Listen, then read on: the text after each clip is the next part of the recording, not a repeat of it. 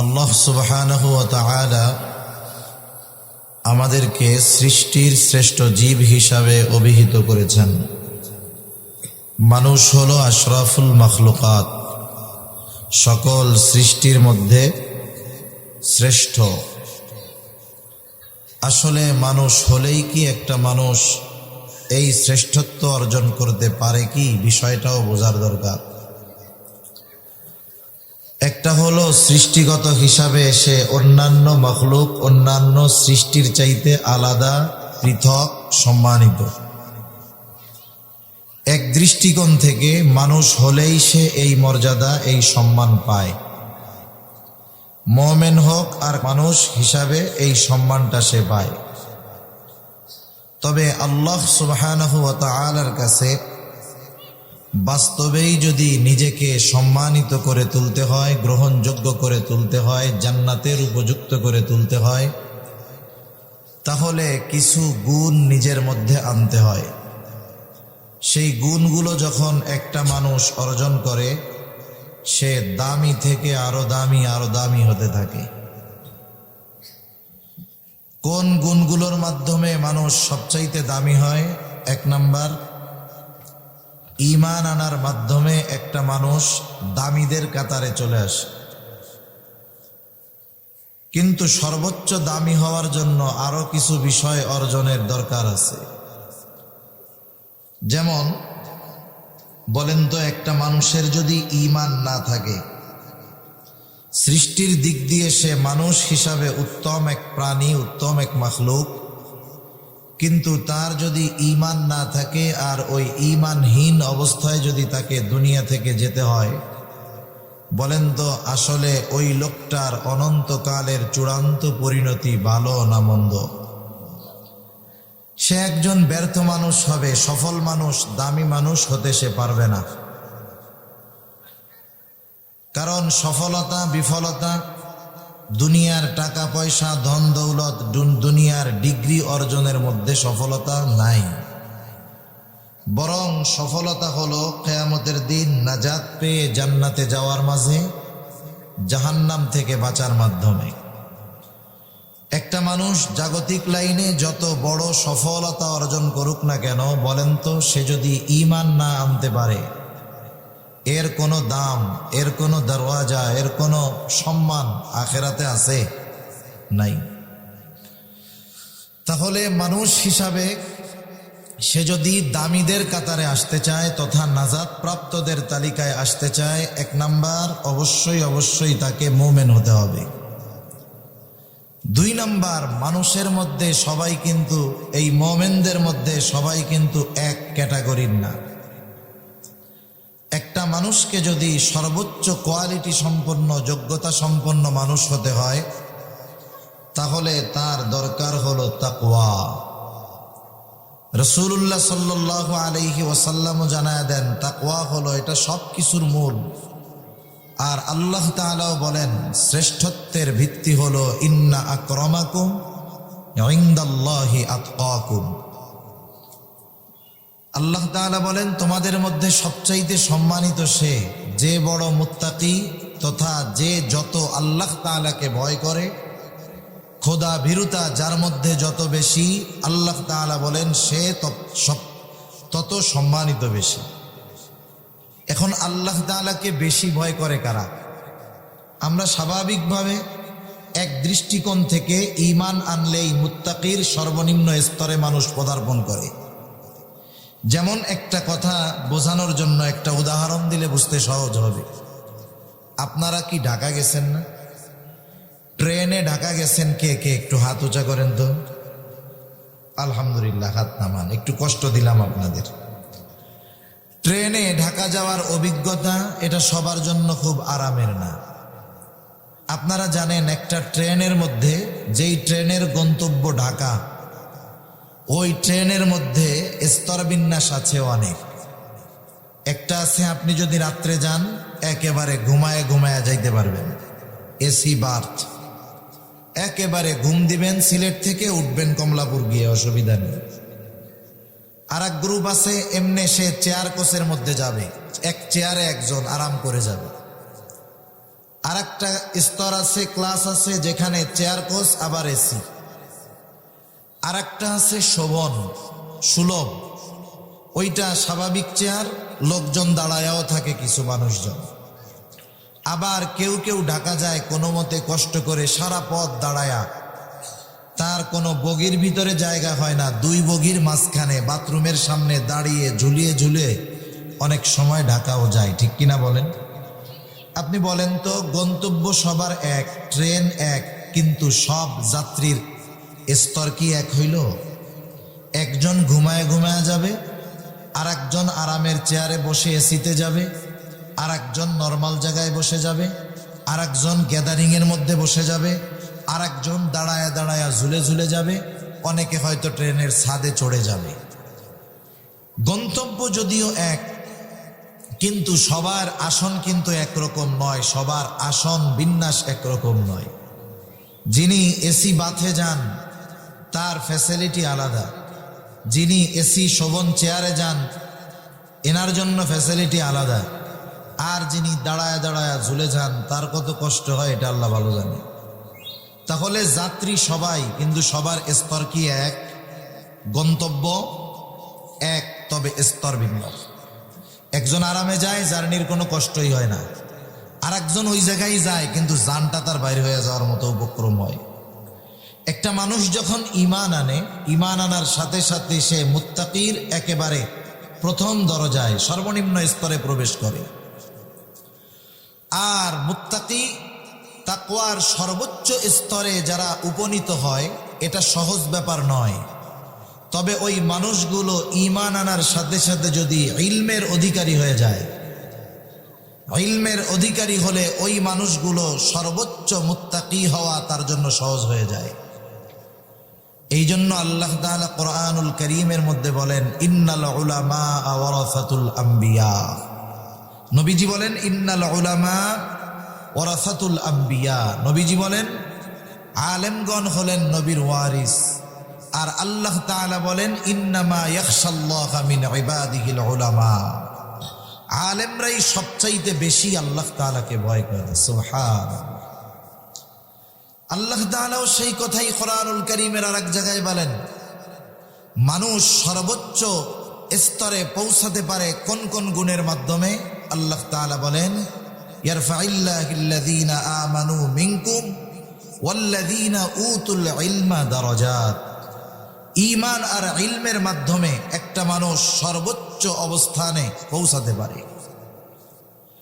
তাহলে আমরা যারা ঈমান এনেছি, আমরা হলাম প্রথম স্তরের ঈমানদার যারা, তাদের অবস্থা হলো ওই যে দাঁড়ায়া দাঁড়ায়া ঝুলে ঝুলে যাওয়ার মতো যাত্রী। আর যারা ঈমানের সাথে ইলম অর্জন করে তাকওয়ার সর্বোচ্চ স্তরে পৌঁছাতে পেরেছে, ওরা হলো সর্বোচ্চ ভিআইপি মানের যাত্রী।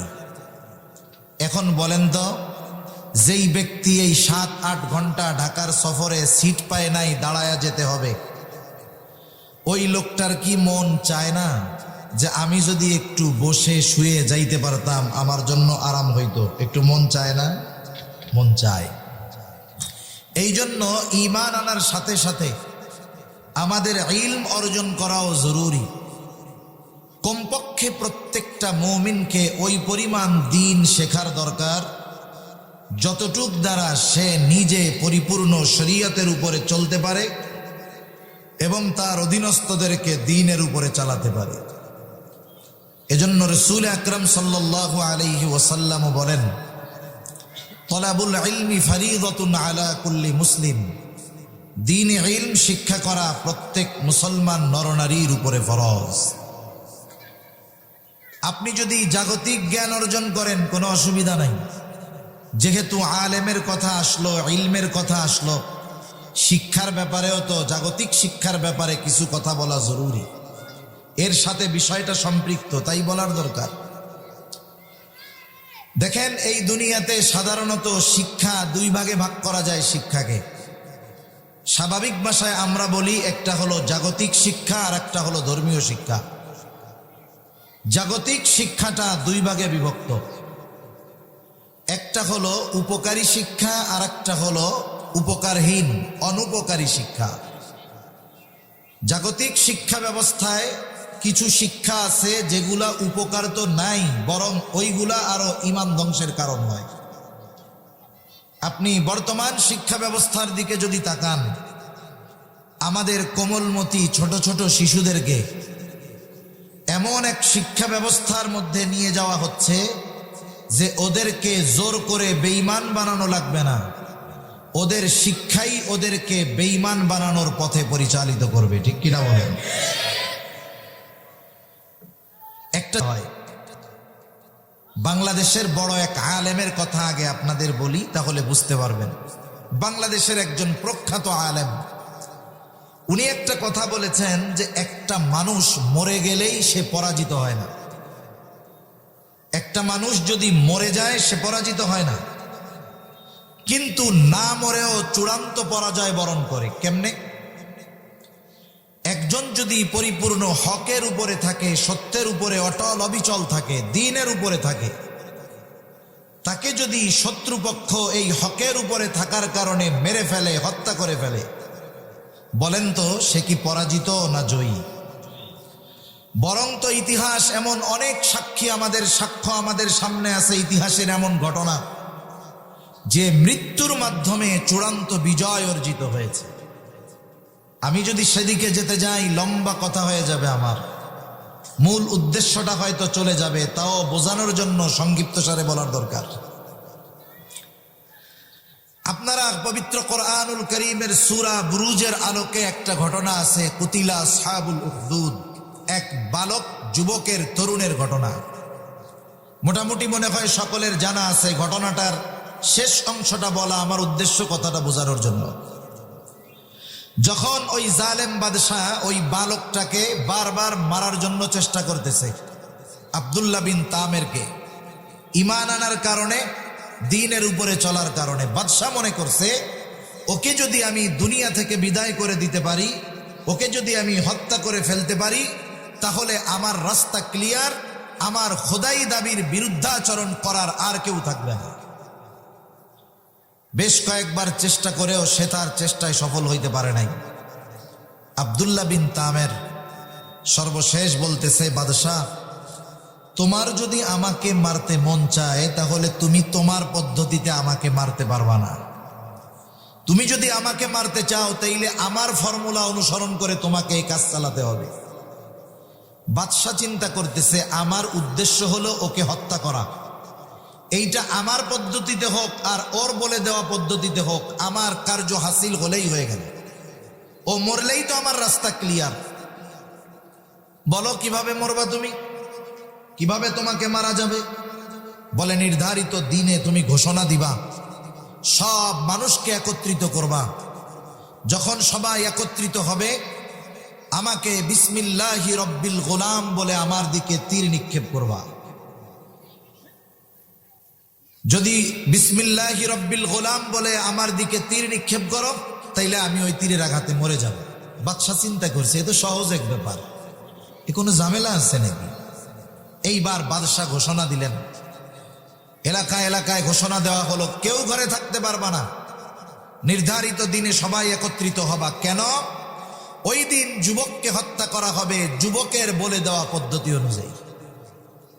একেবারে গুড়া বুড়া মহিলারা, কোলের শিশু সন্তান সবাইকে নিয়ে হাজির, দেখতে চায় যে মানুষ দুনিয়ায় বাঁচতে চায়, আর একটা ছেলে নিজেকে মারার পদ্ধতি বলে দিচ্ছে। আজীব এক ব্যাপার।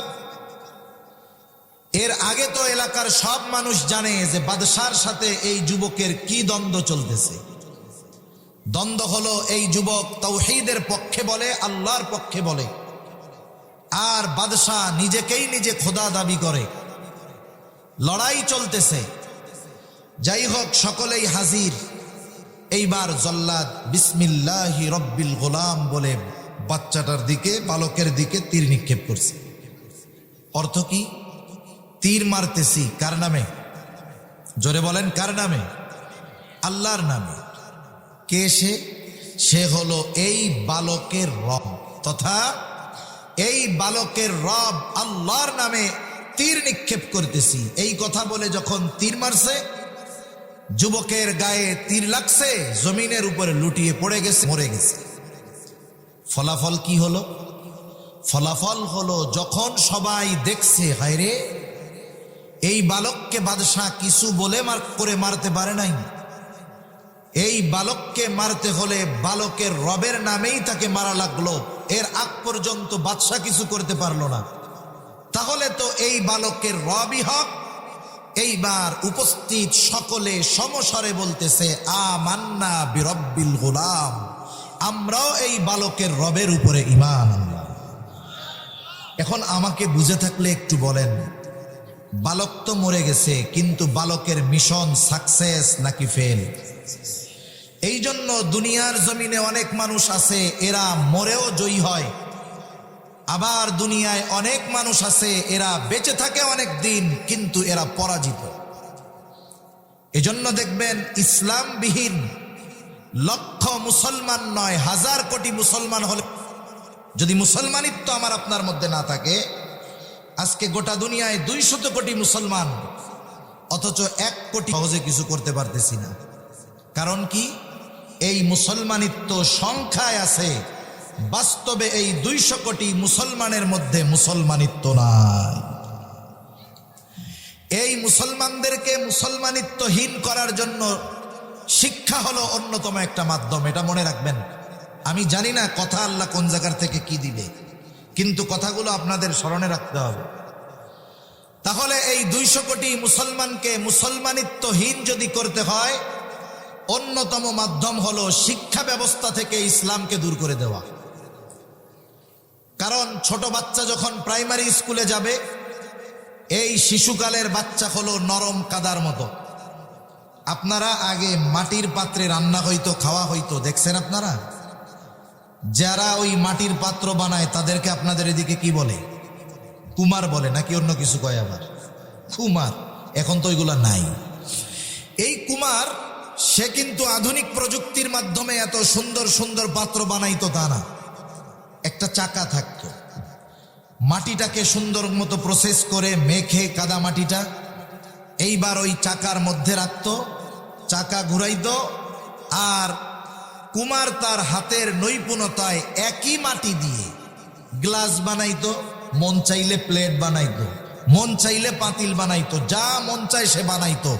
মাটি একই মাটি, কিন্তু হরেক রকমের পাত্র ওই মাটি দিয়ে বানানো যাইতো, ঠিক কিনা বলেন? কেন বানাইতে পারতো হরেক রকমের? কারণ কুমার ছিল অভিজ্ঞ, এক্সপার্ট। এখন বলেন তো, কুমার যত এক্সপার্ট হোক, মাটি যদি শক্ত হয়ে যায়, কুমার যত অভিজ্ঞ হোক না কেন, ওই মাটি দিয়ে কিছু বানাতে পারবে? কশ্চিনকালেও সম্ভব নয়। কুমার অভিজ্ঞ, সাথে মাটি নরম, এই দুইটা জিনিসের সমন্বয় যখন ঘটে, তখন কুমার যা মন চায় মাটি দিয়ে বানাতে পারে। আর যেই মাটি মূল্যহীন, ওই মাটিকে একটা আকৃতি দেওয়ার পরে ওইটাকে আগুনে পুড়াইলে বাজারে দামি হয় না কম দামি হয়? কেউ কি এ কথা বলে? আরে মিয়া, এটা তো মাটির জিনিস, আমাগো বাড়ি কত মাটি আছে, এ কথা কি কেউ বলে? বলে না। একটু চিন্তা করেন, শিশু বাচ্চারা ওই রকম কাদা মাটির নেয়। আপনি যখন এই শিশু বাচ্চাদেরকে দ্বীনি ইলম শিক্ষার জন্য দ্বীনি প্রতিষ্ঠানে পাঠিয়ে দিবেন, আমি এমনি উদাহরণ দেওয়ার জন্য বলতেছি, আর শিক্ষকগণ আলেমগণ হলো ওই অভিজ্ঞ কুমারের ন্যায়। আপনি যদি আপনার ওই শিশু সন্তানটাকে মাদ্রাসার ওই দক্ষ আলেমের হাতে, শিক্ষকের হাতে তুলে দিয়ে যদি বলেন, হুজুর আমার সন্তানটাকে আপনি দামি সন্তানে পরিণত করে দিবেন, আশা করা যায় ওই আলেম আপনার এই শিশু সন্তানের যত্ন নিয়ে, মাটি ছিল মূল্যহীন, ওইটার যখন আকৃতি হয়েছে, আগুনে পোড়াইছে, দামি হয়ে গেছে, আপনার সন্তানটাকেও ওই আলেম দ্বীন শেখানোর মাধ্যমে সমাজের সর্বোচ্চ সম্মানিত মানুষে পরিণত করবে ইনশাআল্লাহ। তার চাহিদা অনুযায়ী আল্লাহ ওয়াইজের মুখ দিয়া বাইর করে। এমনও বিষয় থাকে যে একটা বিষয় আমি বলতে চাচ্ছি বারবার, কিন্তু আল্লাহ আমাকে ঠেলে নিয়ে যাচ্ছে আর একদিকে। আমার মনে হচ্ছে কেন জানি বারবার আমার দিল বলতেছে যে কথাগুলো বলার দরকার, আসতেছে, এটা আসলে জরুরি। সেজন্য রাগ হয়েন না, আমি একটু বলতে দেন আমারে। ইসলাম ও নৈতিক শিক্ষা, এই বাক্যের মধ্যে কি মেসেজ আছে? আচ্ছা, আপনাদের জিজ্ঞাসা করি, বুঝে থাকলে একটু জবাব দিবেন। বলেন তো ইসলামের মধ্যে নীতি নৈতিকতা আছে না নাই? ইসলাম যে নৈতিকতার শিক্ষা আমাদের দিয়েছে সেটা কি পূর্ণাঙ্গ নাকি অপূর্ণাঙ্গ? নিঃসন্দেহে পূর্ণাঙ্গ। নীতি নৈতিকতা শেখার জন্য ইসলামকে বাদ দিয়ে নীতি নৈতিকতা পূর্ণভাবে অর্জন করা কেমন অসম্ভব, সুয়ের ছিদ্র দিয়ে উট প্রবেশ যেমন অসম্ভব, ইসলামকে বাদ দিয়ে নীতি নৈতিকতা শিক্ষা করা এটাও ওর চাইতে আরো বেশি অসম্ভব। এখন আসেন, বলতে পারেন হুজুর কথা তো দুইটাই আছে। না, আমরা যখন বই পড়ছি আমাদের বইয়ের নাম ছিল ইসলাম শিক্ষা, এখন নাম দিল ইসলাম ও নৈতিক শিক্ষা। এর মানে কি বুঝলেন? ইসলামের মধ্যে নৈতিকতা নাই, এই জন্য আলাদাভাবে নৈতিকতা শিখতে হয়। আপনাকে আমাকে কি বুঝাইতে চাচ্ছে জানেন? যে শুনেন, আসলে ইসলামের উপরে চললে নৈতিকতা শিখা যায় না। নৈতিকতা এক জিনিস, ইসলাম হলো আর এক জিনিস। নাউজুবিল্লাহ বলেন। ইসলাম থেকে নৈতিকতাকে আলাদা করার কোনো প্রশ্ন ছিল না। কারণ আমরা আমাদের ইসলাম শিক্ষা বইয়ে, আমার এখনো মনে আছে, ইসলাম শিক্ষা বইয়ের মধ্যে যে শিক্ষা আমরা পেয়েছি, নামাজের জন্য, ওযুর জন্য, গোসলের জন্য, সমাজে বড়দের সাথে কেমন আচার আচরণ হবে, ছোটদের সাথে কেমন ব্যবহার হবে, আমাকে কিভাবে খানা খেতে হবে, কি কাজ করতে হবে, এই নীতি নৈতিকতা পূর্ণাঙ্গভাবে আমরা ইসলাম শিক্ষা বইয়ের মধ্যে পেয়েছিলাম। কিন্তু এখন ইসলাম ও নৈতিক শিক্ষা এই দুইটো বাক্যকে, শব্দকে, ইসলাম থেকে নৈতিকতাকে আলাদা করার দ্বারা আমাদেরকে এই মেসেজ দেওয়া হচ্ছে, আগামী প্রজন্মকে এই বিশ্বাসে বড় করে তোলা হচ্ছে যে ইসলাম এক জিনিস, নৈতিকতা আর এক জিনিস। বোঝাতে চাইতেছে ইসলাম হলো নামাজ, রোজা, হজ, যাকাত, এই ধরনের কিছু বিষয়ের নাম, আর নৈতিকতা হলো আলাদা অন্য কিছু বিষয়ের নাম। এগুলো সূক্ষ্ম ষড়যন্ত্র, এগুলো সবার মাথায় ধরবে না, এটাই স্বাভাবিক। এজন্যই উলামায়ে কেরামের দরকার, ঠিক কিনা বলেন? এই উপমহাদেশ প্রায় 200 বছর শাসন করেছে। কয়শো বছর? 200 বছর। ব্রিটিশরা যখন শাসন করেছে, বলেন তো উপমহাদেশে মুসলমানের সংখ্যা বেশি ছিল না হিন্দুদের সংখ্যা বেশি ছিল? হিন্দুদের সংখ্যা। এ দুনিয়ায় যারা বলে যে ইসলাম অমুসলিমদের উপরে জুলুম করেছে, এরা ডাহা, মিথ্যা কথা বলে। বছর শাসন করেছে মুসলমানেরা, তাও এমন এমন শাসক ইতিহাসে গেছে এই 800 বছরের মধ্যে, ওই অমুসলিমদের ভাষায় বলি তারা কট্টর মুসলমান। তাহাজ্জুদ তাদের ছুটে যাইত না। এমনকি এমন শাসকও গেছে, আপনারা শুনে থাকবেন, যে তার আসরের পূর্বে যেই 4 রাকাত সুন্নাত, এটাও ওই শাসকের ছুটে নাই। এমন মুসলমান শাসক উপমহাদেশ শাসন করছে। যদি তারা অমুসলিমদের প্রতি সর্বোচ্চ বিদ্বেষ রাখত, 800 বছরে গোটা উপমহাদেশ অমুসলিম শূন্য হয়ে যেত, ঠিক কিনা বলেন? কিন্তু 800 বছরের ইতিহাসে দেখা গেছে, দিন গেছে, হিন্দু অমুসলিমের সংখ্যাই বাড়ছে। যখন শাসন গ্রহণ করেছে এই উপমহাদেশ, তারা তো শাসন না, শোষণ করেছে 200 বছর। তারা তাদের এই শাসন কার্য পরিচালনার ক্ষেত্রে হিন্দু বা অন্যান্য অমুসলিমদেরকে কোনো বাধা মনে করে নাই। তারা চিন্তা করেছে যে এই উপমহাদেশে আমাদের সাম্রাজ্য যদি বিস্তার করতে হয়, এই শাসন ব্যবস্থাকে যদি সুদূর প্রসারী করতে হয়, দীর্ঘ সময় যদি উপমহাদেশ শাসন করতে হয়, তারা অ্যানালাইসিস করে পেয়েছে 2টা জিনিস আমাদের ক্ষেত্রে সবচাইতে বড় বাধা। সেই 2টা জিনিস কি? একটা হলো উলামায়ে কেরাম, আর একটা হলো মাদ্রাসা। এজন্য এই উপমহাদেশে হাজার হাজার মাদ্রাসা তারা ধ্বংস করে দিয়েছে। এখন তো মাদ্রাসাগুলো অনেক সময় দেখি অর্থ সংকটে ভুগে, কিন্তু একটা সময় মাদ্রাসাগুলো নিজেদের খরচ পরিচালনা করে এলাকার গরিব মানুষরা চালাইতে পারত। এই মাদ্রাসাগুলো ধ্বংস করে দিয়েছে। অনেক মসজিদ মাদ্রাসাকে তারা পানশালায় পরিণত করেছে। সাথে সাথে নির্বিচারে লক্ষ লক্ষ উলামায়ে কেরামকে তারা করেছে। তারা মনে করছে যে উলামায়ে কেরামকে যদি নিশ্চিহ্ন করে দেওয়া যায়, মাদ্রাসাগুলোকে যদি বন্ধ করে দেওয়া যায়, তাহলে আমাদের শাসনকাল, আমাদের সামনে বাধা দেওয়ার মতো কেউ থাকবে না। এই উদ্দেশ্যে তারা মাদ্রাসাও ধ্বংস করছে, ওলামা ইকরামকেও হত্যা করেছে। এ উপমহাদেশে ওলামা ইকরামের ত্যাগের ইতিহাস বলতে গেলে লম্বা সময় চলে যাবে। আজকে স্বাধীনভাবে এই দেশে আমরা চলতেছি, স্বাধীনভাবে কথা বলতেছি, নামাজ রোজা করতেছি, এটা ওলামা ইকরামের অবদান। ওলামা ইকরাম জীবন দিয়ে আমাদের জন্য এই অমসৃণ পথকে মসৃণ করে গেছেন। আজকে যদি এই বাংলাদেশের স্বাধীনতার ইতিহাসের পেছনের দিকে যান, ওলামা ইকরামের এই স্বাধীনতার পেছনে বড় অবদান। আমাদের সন্তানদেরকে এইগুলো শিখিয়ে শিখিয়ে মুসলমান ইসলাম থেকে দূরে সরাচ্ছে। একটা সময় আসবে যখন এই মানুষগুলো নামে পরিচয়ে লেখায় মুসলমান থাকবে, কিন্তু ওই দিনহীন শিক্ষার কারণে তাদের মধ্যে মুসলমানিত্ব থাকবে না। ঠিক কিনা বলেন? এটাই তাদের মূল উদ্দেশ্য। একটা একটা বললে তো অনেক কথা হয়ে যাবে। সপ্তম শ্রেণীর একটি বই, সপ্তম শ্রেণীতে কারা পড়ে? কমপক্ষে কেউ বালেগ বালেগা অথবা একেবারে বালেগ বালেগা হওয়ার দ্বার প্রান্তে যারা, তারা পড়ে। কমপক্ষে 13 বছর বয়সেই তো ক্লাস 7-এ যায় নাকি? আর বালেগ হওয়ার সর্বোচ্চ মেয়াদ রাসূলুল্লাহ সাল্লাল্লাহু আলাইহি ওয়াসাল্লাম বলেন 15 বছর। আহাদুল বুলুগ, বালেগ হওয়ার সর্বশেষ সীমারেখা 15 বছর। তা 15 বছর আবার ইংরেজি হিসাবে না, আরবি হিসাবে। এইবার যদি হিসাব করেন তাইলে ইংরেজি হিসাবে 14.5 বছর বয়সে একটা ছেলে বালেগ হয়ে যায়, এর আগেও হতে পারে, এটা সর্বশেষ সীমা। আরেকটা মেয়ে 9 বছরে বালেগা হতে পারে, 9 বছরেও বালেগা হতে পারে। তার মানে আমার আপনার সন্তানেরা অথবা ভাই বোনেরা ক্লাস 7-এ যখন ওঠে, তারা কি অপ্রাপ্ত বয়স্ক নাকি প্রাপ্তবয়স্ক? নিঃসন্দেহে তারা বালেগ। একজন নাবালেগ সে যদি হাফ প্যান্ট পরে, হাঁটুর উপরে প্যান্ট পরে, তার সওয়াব হবে না গুনাহ হবে? অপ্রাপ্তবয়স্ক গুনাহ হবে? হবে না।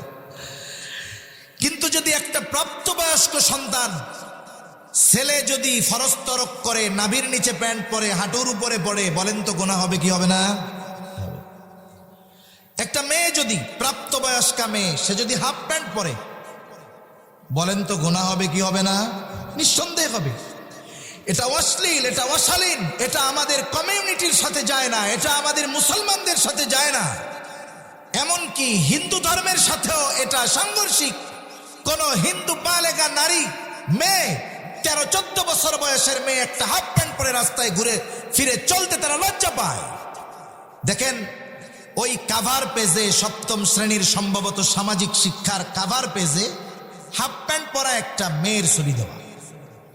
বইটা কিন্তু সপ্তম শ্রেণীর, খেয়াল করতে হবে, আমি আগেই বলেছি।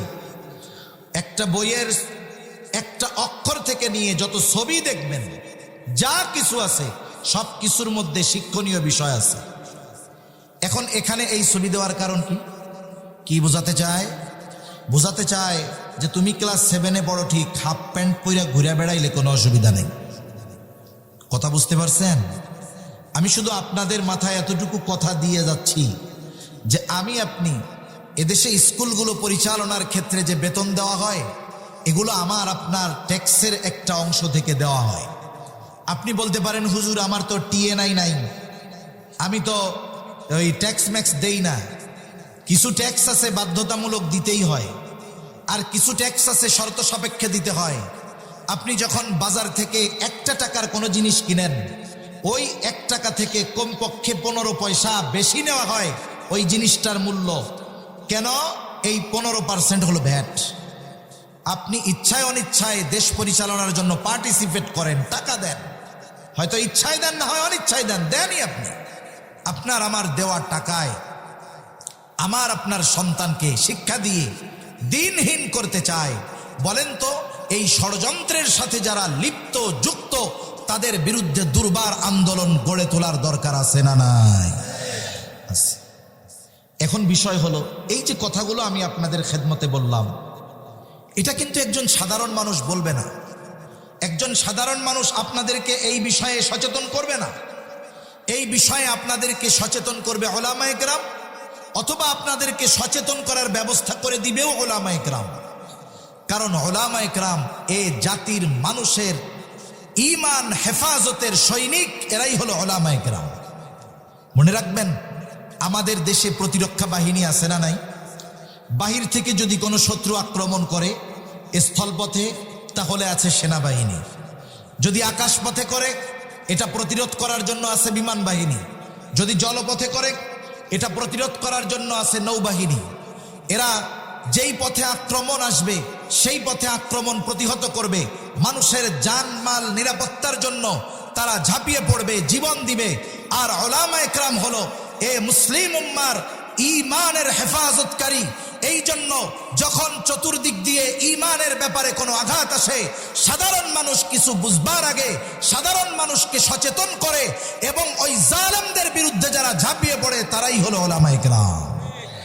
মনে রাখবেন, নৌবাহিনী যদি নৌপথের শত্রুদেরকে প্রতিহত করতে ব্যর্থ হয়, সেনাবাহিনী যদি স্থলপথের যেই আক্রমণকারী শত্রু তাদের প্রতিহত করতে ব্যর্থ হয়, বিমান বাহিনী যদি আকাশপথে যে শত্রুরা আসবে তাদেরকে প্রতিহত করতে ব্যর্থ হয়, হয়তো আমরা মরে যাব শত্রুর অস্ত্রের আঘাতে। কিন্তু যদি ঈমান থাকে আমরা মরে যাব ঠিক, হারব না। কিন্তু মনে রাখবেন, ওই জালেমদের ষড়যন্ত্র চক্রান্তে যদি আমরা ঈমানহীন হয়ে যাই, আমাদের আগামী প্রজন্ম যদি ঈমানহীন হয়ে যায়, তাহলে হয়তো বেঁচে থাকবো ঠিক, কিন্তু আমাদের ওই বেঁচে থাকা হবে কাপুরুষের মতো বেঁচে থাকা, ঈমানহীন বেঁচে থাকা। আর এই বেঁচে থাকাটা আমাকে অনন্তকাল জাহান্নামে যাওয়ার কারণ হিসাবে দাঁড় করাবে। এজন্য সম্মানিত সুধী, উলামা ইকরাম সর্বদা চায় যে জাতির কল্যাণ হোক, জাতির ভালো হোক, মানুষেরা ঈমানের উপরে থাকুক, আমলের উপরে থাকুক। ওই শয়তানেরা যেন সাধারণ মানুষের ঈমান হরণ না করতে পারে, এই জন্য উলামা ইকরাম প্রচেষ্টা করে, উলামা ইকরাম চেষ্টা চালিয়ে যায়। তার আমরা আমাদের নির্বুদ্ধিতার কারণে, আমাদের বুঝের কমতি থাকার কারণে উলামা ইকরাম, এই কল্যাণকামী উলামা ইকরামকে অনেক সময় আমরা আমাদের নিজেদের জন্য বোঝা মনে করি। এটা কখনোই ঠিক নয়। সেই জন্য আমরা উলামা ইকরামের সাথে থাকবো, উলামা ইকরামকে সম্মান করব।